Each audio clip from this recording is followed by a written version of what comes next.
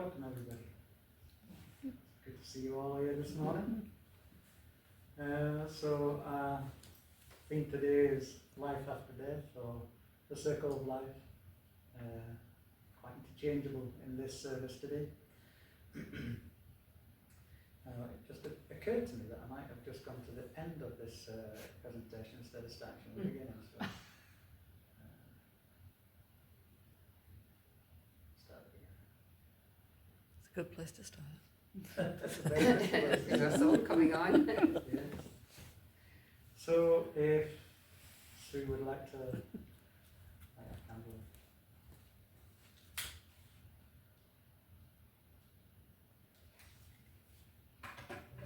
First time. Thank you. So let our hearts and mind be open and receptive as we explore the ideas of today. We are aware that our physical bodies are limited, and our understanding of what happens after we pass is a mixture of different ideas. May we seek comfort in the ideas that resonate with us, whatever they are.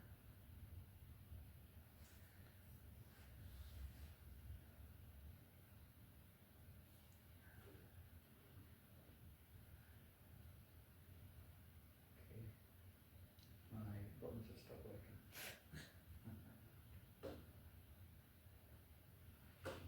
2 seconds. There we go. So today is about life after death. I'm going to explore the age-old question, what happens after death? But not necessarily from a religious perspective, but from different aspects of our understanding. So no matter what we believe, it is something we all have to address at some stage. And for me, it makes it easier if I have a better understanding of what it is, so that I have some comfort when someone passes away, or when the inevitable happens for myself one day. If we constantly live in fear of death, then we are not really living in the present. And that takes away our appreciation of what we are living for right now.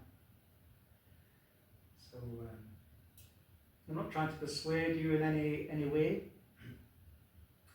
but I am trying to give you something to think about and consider in the hope that it may help you come a little closer to making your own mind, or feeling a little more comfortable with the subject.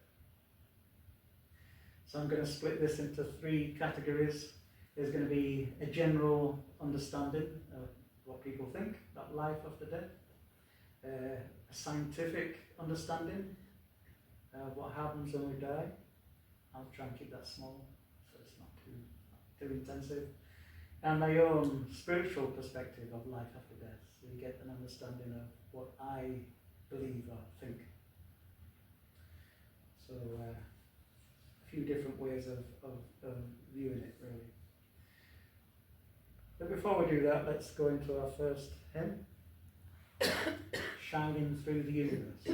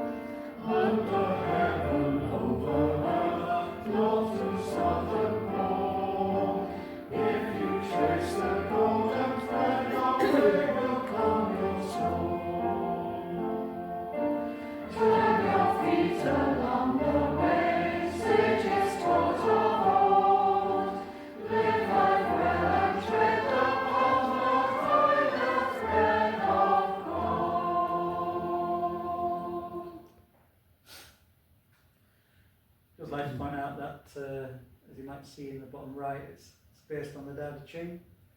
So the 5 elements might be slightly different to what you might normally know of the 5 elements. So it's a Chinese way of looking at it, which I thought quite interesting.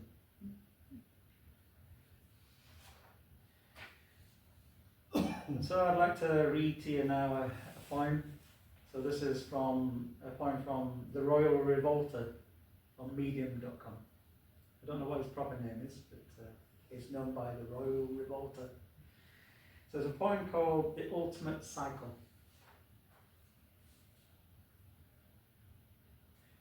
I use poems because I think it's a good way of, when you're in a creative space, it's a good way of bringing together a wider understanding or creative understanding of the subject of whatever it is you're focusing on. So here it is. The cycle of life and death, a never-ending dance, from the first breath of birth to the last fleeting chance. The journey begins with innocence and grace as we open our eyes to a brand new place. We learn and grow with each passing day, filled with wonder as we find our way. The world is vast and full of surprise, and as we reach for the stars and reach for the skies. But as we age, we start to see the fragility of life, the uncertainty. We realize that death is always near, and though we may fear, it is something we must face. For in death there is rebirth, a new beginning, a new path. The cycle continues without end, a never-ending dance of life and death. So let us cherish each precious day, for it may be our last in this mortal fray. And when our time comes, let us go with grace, for in death we find eternal peace in this infinite space. The cycle of life and death, a never-ending tale, a story woven in the fabric of the veil. From the first cry of a newborn's breath to the last whisper and the still of death. We enter this world with eyes wide and pure, a blank canvas for life to pour. Each day a new brushstroke, a new hue, as we paint the picture of all that we'll pursue. But as we grow, we learn of the end, the finality of death, the bitter blend. We see the leaves fall and the flowers wilt, and we wonder at the purpose and the guilt. But death is not the end, it's just a change, a transformation in the cosmic range. For every death is a seed of rebirth, a new beginning in the cycle of earth. So let us live each day with open hearts, for the cycle of life and death never departs. Let us embrace the journey with grace and pride, for in death we are united with the cosmic tide.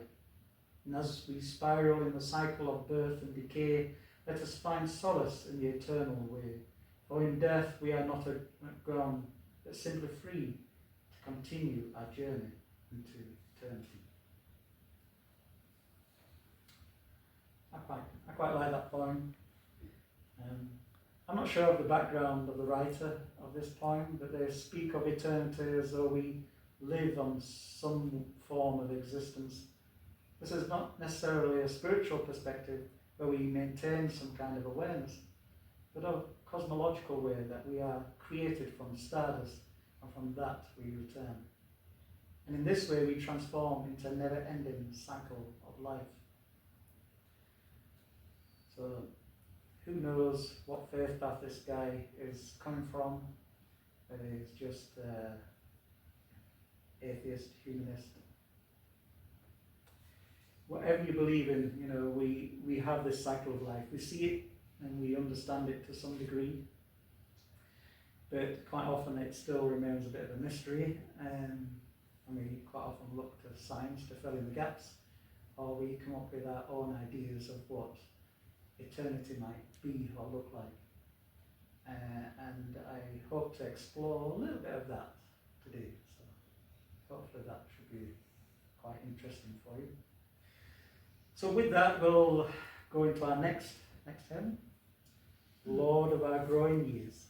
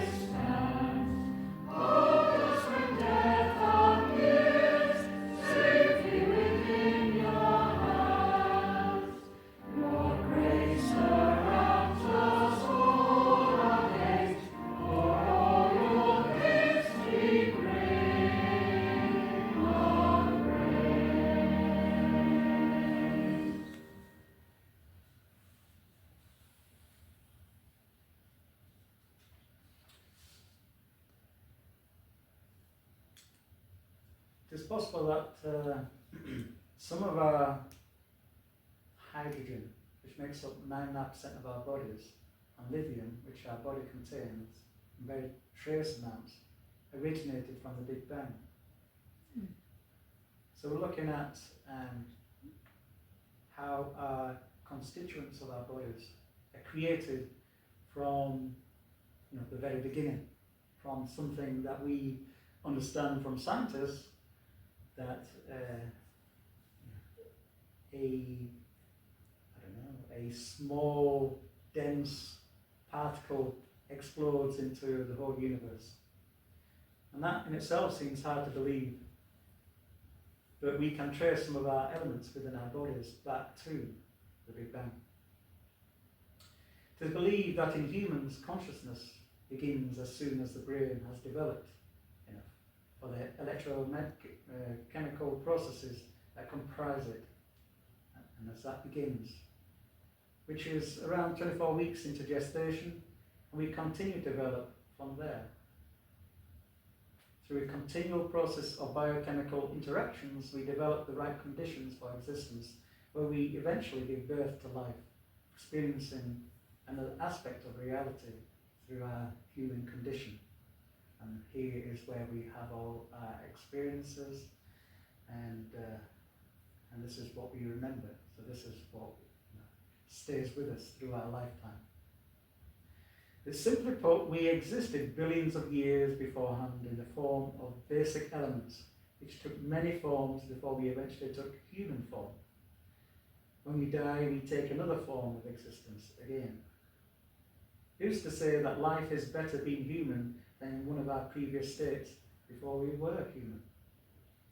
That is taking into consideration that there is an awareness before or after. And this is something that science has yet to tell us or delve into. Maybe I'll touch on that just in our next section. We rely on the human consciousness to give us the capability to understand what life is about, but we don't really understand how other sentient beings, such as animals, understand life. Science has a long way to go to provide us with all the facts concerning awareness of existence. Have you ever observed how a dandelion opens up and bends towards the sun, following it across the sky, and when the sun goes down, it closes up again? Well, I have.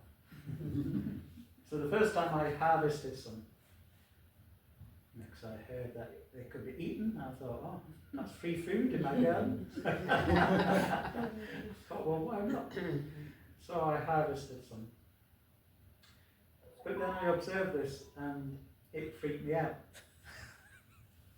I put them in some water until I could get round to using them in a few different ways, such as making tea. Dandelion tea, that sounds nice. Or there's another recipe for poor man's honey, apparently. So I thought, right, I'm going to cut the grass, I'll harvest these, I'll put them in a jar.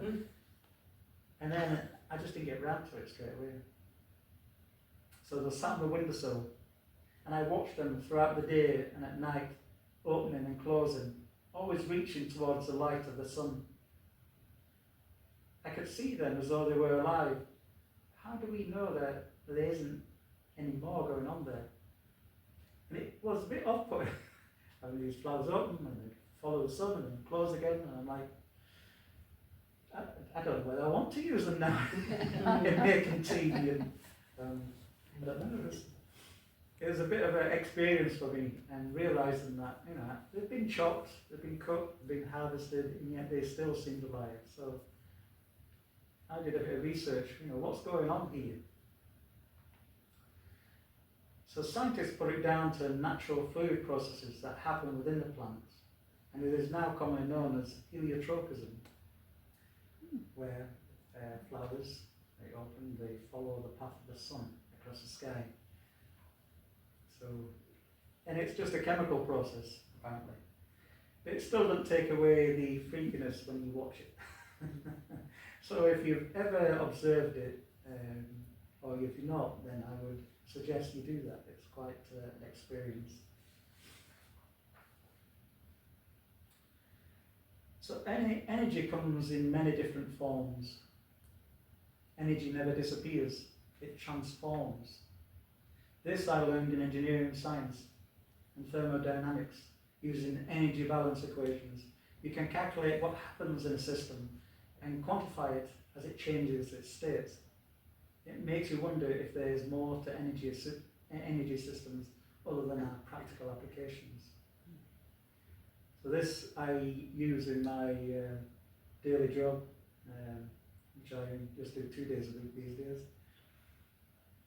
We use calculations to determine, any state that a system is in. So water, for instance, can flow, can change to steam, it can change in various states. If you cool it down, it changes to ice. So there's a few different states. And quite often as an engineer, you need to know what's happening in the system at any point, at any one time. And so there's a set of calculations you can use to determine that. It's quite interesting to see the real world application and to know what's going to happen before it actually does. So that's something that interests me, but can be quite boring for a lot of other people. So rocks radiate energy. This is a well-known scientific phenomenon. I know that when Teresa, my wife, holds a rose quartz crystal, she begins to feel unwell. So I make sure I don't have any of these near her. I have a few crystals been given over the years, and so they all apparently resonate a different kind of energy. And some people are quite tuned into that, and they will hold it and they will determine which crystal is best for them.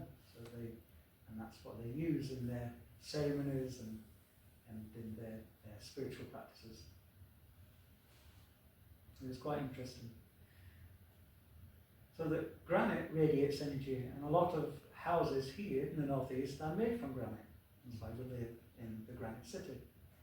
So it does make you wonder sometimes, if the amount of radiation that's coming from the granite, what is actually happening to us as physical human form. And there's been studies done which would say that's detrimental to our own well-being. But it is a really low level, so it's nothing I don't want to frighten you by saying, you're going to get radiated if you go walking down Union Street. No, it's just, it's a common factor in granite that it radiates. It's the kind of radiation.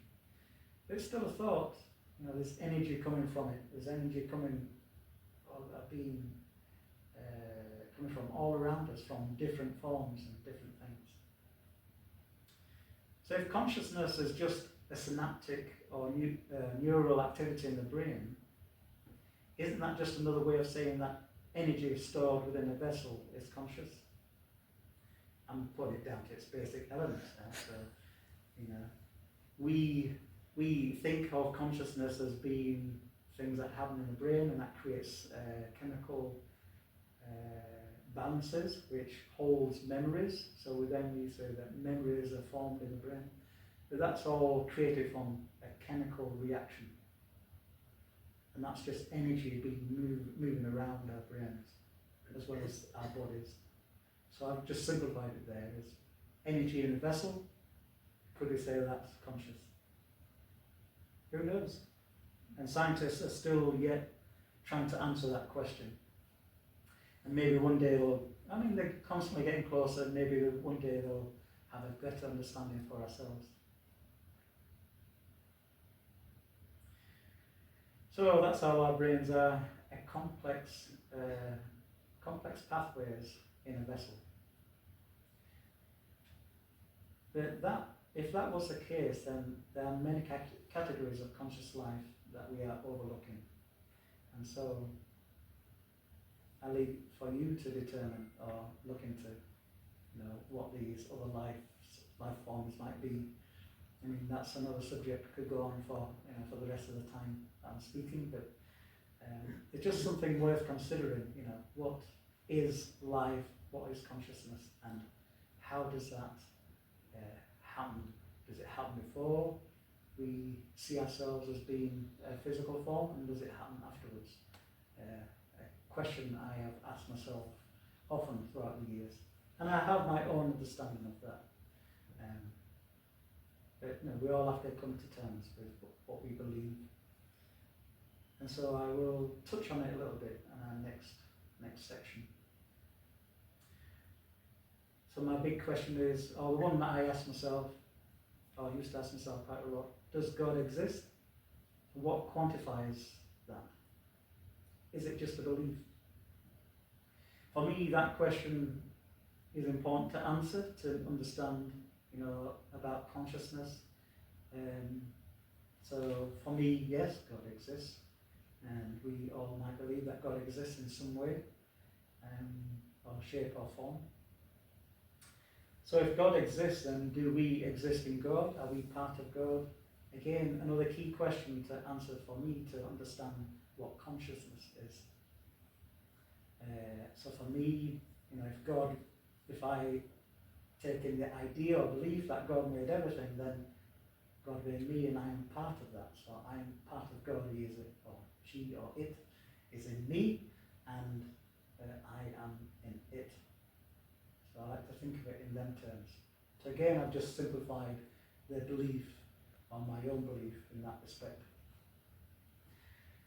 But again, we all have to come up with our own ideas. But for me, answering them questions first was important to understand, is consciousness within us, and is it there beforehand, is it there afterwards?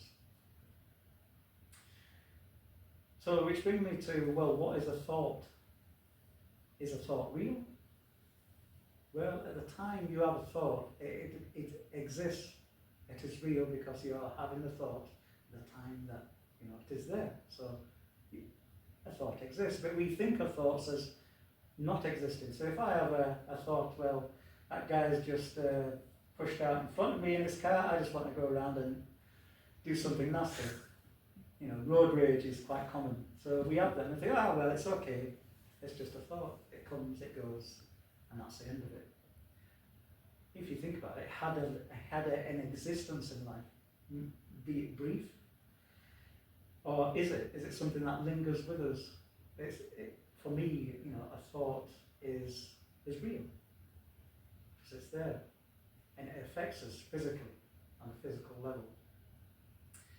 And if you think a bit deeper about that, that's how, if we have a thought about something, that's how everything is created. That's how wars begin or are ended. It all starts with a thought. Somebody's taken my land, I'm going to take it back. So thoughts are real and interact with us on a physical level. Understanding that for me is quite important because, again, it's something non-physical. And we think of things non-physical as we put it out of our minds as being, it's not real because I can't touch it, I can't taste it, feel it. But they do affect us in a physical way. So I like to think thoughts are more than just something which are fleeting and pass by. So to take that a little step further, we exist in the thoughts of others. This keeps our memory alive. So after we pass away, our memories are kept alive. We think of somebody, we think of all their intricacies and all their faults or all their good things. They come as a package and we keep them alive in our memories. So they keep going on. So again, the thoughts keep going well after we are gone physically. They're maintained by others. So in the Day of the Dead, which is one of the most important celebrations in Mexico, its origins date back thousands of years.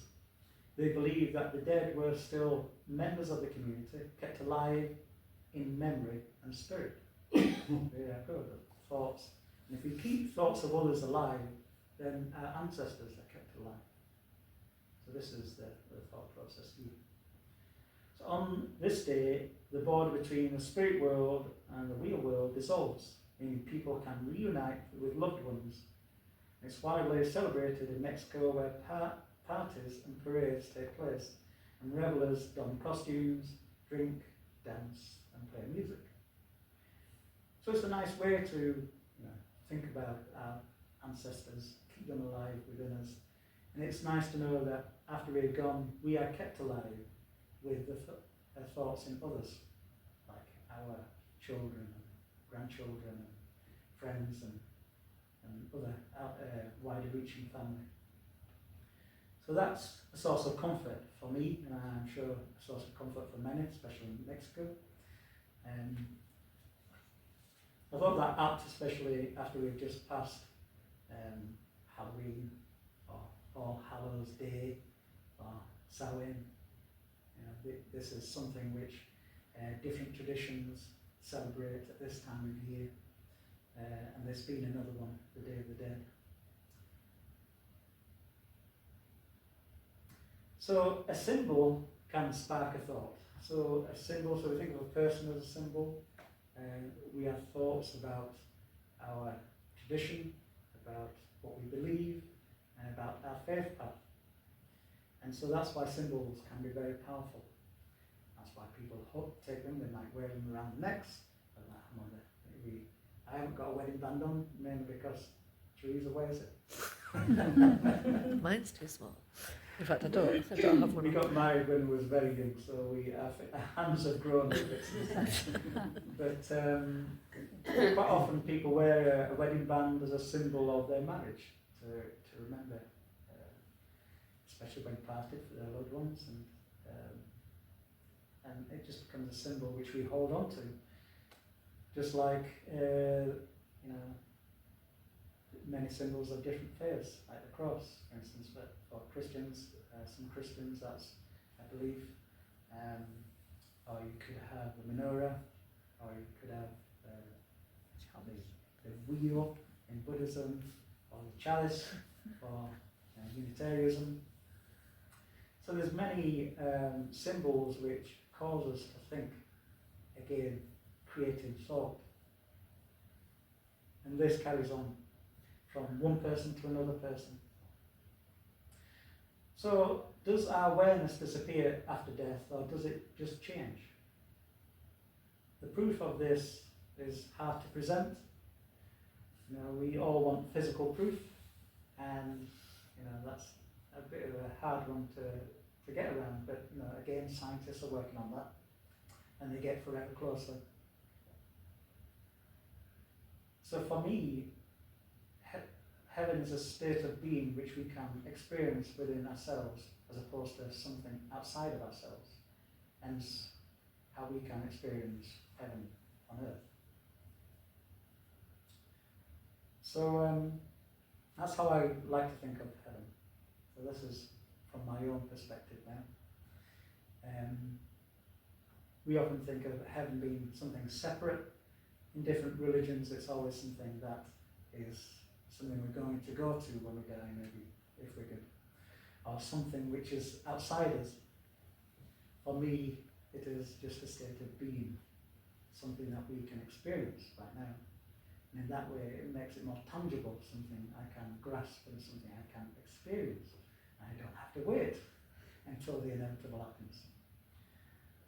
So I think that's, it gives me comfort in that way. But I'm going to tell you a little story now. Just in the way of thoughts, consciousness, or something beyond us. So I was invited to a charity evening, and all our family went, and there was a medium there. I've never gone in for mediumships or spiritualists or anything as such, but it's something I never really focused on. But this was an evening with a woman called Annie Moon. And before we went, my daughter says, "Do not put your hand up that you want to know anything." I says, don't worry, I won't be putting my hand up, it's fine. It's a charity event, we'll have a few drinks, be entertained, that's it. So it's quite interesting watching what was happening. So she would say, "Oh, there's something coming through," and eventually somebody in the room would say, "Oh yeah, that's by Joe," or whatever. And she'd say, oh yes, and there's some message for you. And it was entertaining, I must admit. You know, there'd be some bloke who who'd not changed the house when the partner passed away. And everything was exactly the same. This had gone on for a long, long time. And so she gave the advice, you've been told just throw it all away, just get on with your life. I thought, wow, that's quite harsh. You know, but you know, she come out with this quite abrupt, straightforward advice, which you think, well, that's sort of good advice, but it's a bit hard for the person receiving it. But anyway, it was entertainment, and she put it across in a very funny way. Everybody was laughing. It was fine. We come to the end of the evening. I said, that's it? That's all, folks? Oh, well, no, that was entertaining. And I go, oh, hold on a minute. And you, and she pointed to me. I'm like, oh no.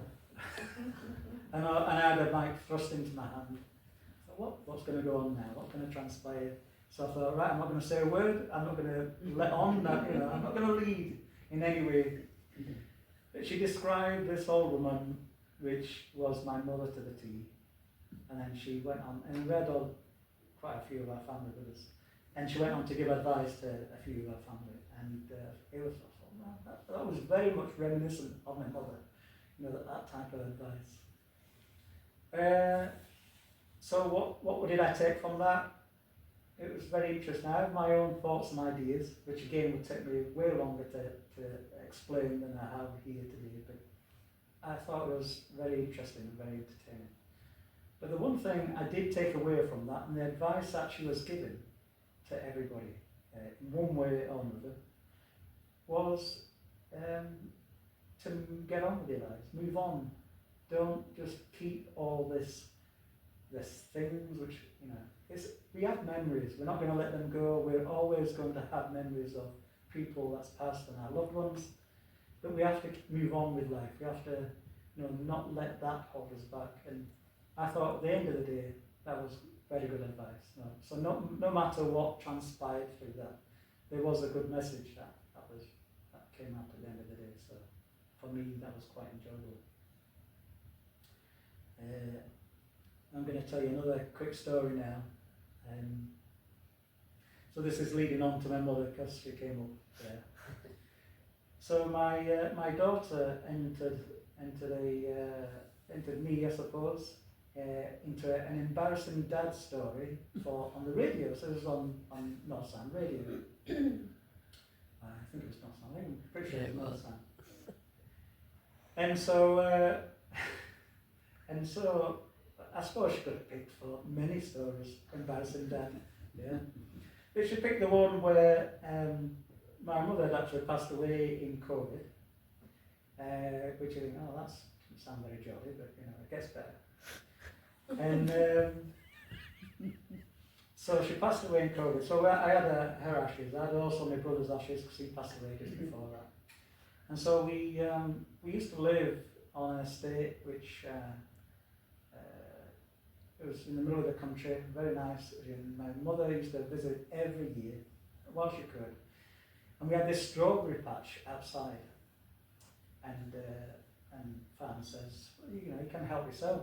So while she visited, we had strawberries aplenty. So most meal times usually involved having strawberries. I don't know whether they made much money when she was up visiting, because I think she ate most of the profits. But anyway, we had this strawberry patch she loved, and she loved coming to Scotland and visiting us. So anyway, I had the ashes. We moved away, so we went back, we got permission, and we went to spread the ashes. So I'm spreading the ashes, and you don't realise how much it holds in a tube. So I'm spreading away, and I'm walking backwards, and the wind blows up, and it's blowing all around there, so I'm getting sprayed by it. So I'm doing the figure of 8, walking around this farmer's field. And my daughter said it was like watching somebody do shake and back as they as trying to. And by the end of it, I looked like a ghost myself. I was covered in all these ashes, and that was just the first canister, and I had the other one to do. So I mean, it was all ceremonially done, you know. I had a bit of beer, for my brother, and we celebrated a drink, and we poured his ashes all over myself as well as the field. But that became the embarrassing dad story. And from that, I won a bottle of whiskey. So, you know, spirits were involved at some point. So, I took it as a win. So that was good. But, you know, again, that became a memory which I could take, and I can visit that place now. And that's always in mind. So my mother, my brother, is always with me in that respect. So, you know, I carry that with me all the time. So that's good. It's a good experience, even though it's something that we have to come to inevitably. And we see it as we see it in all different shapes and forms. But I like to think that it gives me comfort, and that's what's important at the end of the day. So I believe that there is one consciousness, or God, or source, energy, or spirit. I think the word God, for me, is very misunderstood. I think it's labelled by very many different traditions over thousands of years, and so it becomes a multitude of ideas and understanding. So I like to use other things along with that, and consciousness is one of them. So for me, consciousness starts beforehand through life and physical life, and it still exists afterwards. For me, that's the only way I can make sense of a lot of things that happens in the world. And so that gives me comfort when somebody passes, that they go back into the central conscious. It's part of me then, and it's part of something I can access, and it gives me comfort because it's not something separate, something that's lost and never to be found again. So I like to think of it in them terms. I don't know whether that gives somebody else comfort, but that's the way I like to describe it. So after we pass, our bodies may pass, but you know, there's something that goes on afterwards. But you know, if you think of our bodies a little bit for a moment, you know, it lasts a certain finite amount of time. So what makes it something which is alive? Consciousness. We think consciousness makes it alive, and when that goes, you know, our heart stops beating, that consciousness goes. But it's still a body where, no matter what condition or state that is in, it's still a body that exists, or existence, it goes on. And so, you know, and what form does that take? Well, if we go back to the beginning of this, I said that our bodies are formed over many, many thousands of years through different elements. So our bodies then break down to these different elements again. So there you have the circle of life. My dad was not a religious man. He thought himself as atheist, although he would, if anybody knocked at the door, he would welcome him, just so that he could have a good argument with them. So that was his way of getting entertainment. He wasn't a religious man, but he believed in the cycle of life, and he was in the Navy. So he wanted his ashes spread at sea. So these ashes would then be spread, and they would go back down into depths of the oceans, and that's where he wanted to be. Our remains after we die are not very eco-friendly as it happens. You know, if we think of if we were buried, we take up lots of land mass. And if we think of being cremated, what's produced from that is chemicals which are hard to integrate back into the ecosystem. But if we take them out to sea, they are very much similar, part of the ecosystem for under the water. So it's probably the best place in which you can spread ashes. So there you go, there's my recommendations. there are other ways of doing this, of course, that can make them more capable of being absorbed into the soil and stuff. But there lies a circle of life. So if you're thinking of life as being just a physical means, then again we go back into the universal cosmos. And life begins again through birth. So what made us into human perpetuates itself through birth. But when we die, we go back to the base elements again. So if you think about it that way, we are just that circle of life. And if you think about it a little bit further, as I touched on, well, what energies does that bring to the earth or the surrounding universe? Well, if I like to believe that there's energies that come from the physical things. I think I touched on this a little bit last time with or one of the other services. If you think of a particle, for instance, it exists in the form of a wave until it's observed and it becomes something solid, something tangible. So I like to think of energy in that way, that it continues to go in a waveform until it's observed, and in that way it perpetuates, it goes on. And all these things that we think about as being death and as decay is really a transformation into something else that keeps going through a different form of energy.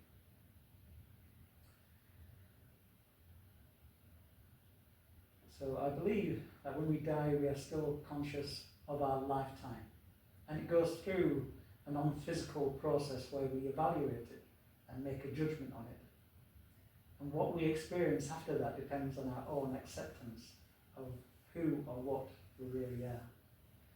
So this again goes to my own belief that, quite often we hear in different kind of religion and different scriptures that we are being judged.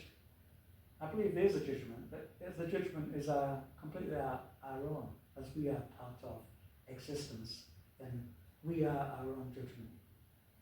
And if awareness carries on after death, then we become our own judge. And what we experience from that is what we expect. We think of heaven and hell, and again, as I already explained, that heaven is within us, and we can make our own hell if we want to. So if we make a judgment on ourselves, then we make our own hell if we want to, or we can make our own heaven if we want to.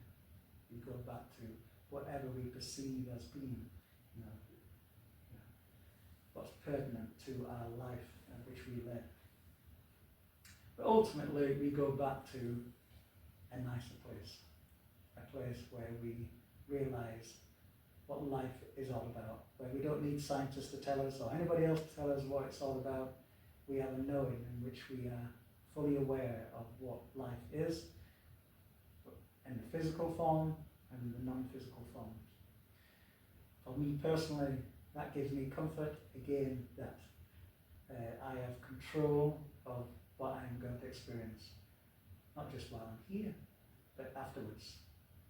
So again, that's something I can hold on to, gives me comfort, and it helps me with life's greater mysteries.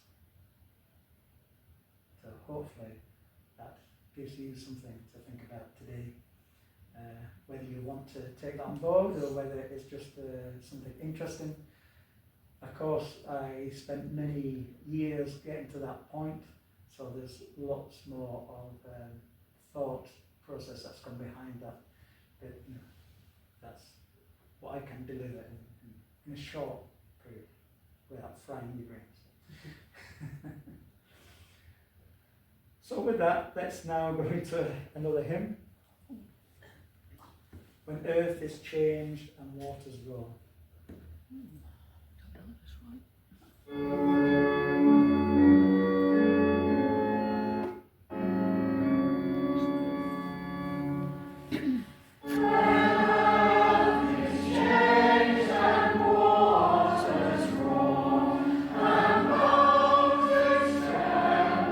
Strong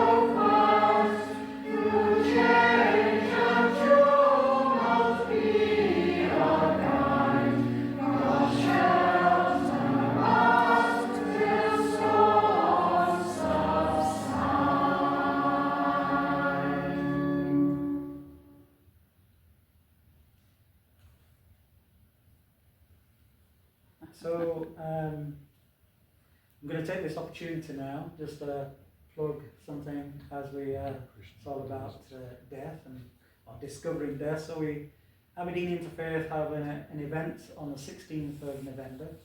It's all about discovery. So we decided to make it all about discovering death. It's amazing how popular this subject is. So so this became quite a popular topic. So on the 16th we have 4 main speakers. We have Dietmar Hartmann, Pushing Up the Daisies, which gives us some practical ideas of what happens or what to do after somebody passes away, because sometimes we can feel a bit lost, and so some practicalities there. We've got Carolyn Cormack, Soul Midwifery. So she'll be speaking more about what she does as being a soul midwife. To be honest, I don't know a great deal about that, but I am interested to find out. Although I'm not going to be there at that time, but hopefully somebody might record it. I'm not sure. Might find out more about that. Astrid Benmore, Shining Light on Death. So we might have NDEs, near-death experiences, and just speaking more about that kind of thing. And we have Annette MacDonald, What Happens Next. She's a funeral director and a celebrant, so she will be speaking from her own perspective. So this is all in the 16th at the Aberdeen Hindu Temple Trust. So if you want to come along to that, then you're more than welcome. There'll be some light lunch, vegetarian, supplied along with it. So it should be a good day. So 11 till 3 o'clock. So if you fancy that, so let's go on to that. So with that, I just offer these last few words. However we view life and its passing, we may feel comfortable with our own belief. Let all our questions be answered as we keep these thoughts in our minds, and we depart in knowledge that the mystery of the cycle of life is something we all face, and we can be the comfort to one another, knowing that we are part of that cycle, and the world carries on for the better with our contribution to it. We'd like to, on that note, distinguish the flame. Extinguish. Extinguish. Distinguish. Extinguish. I like to add new words into the English vocabulary.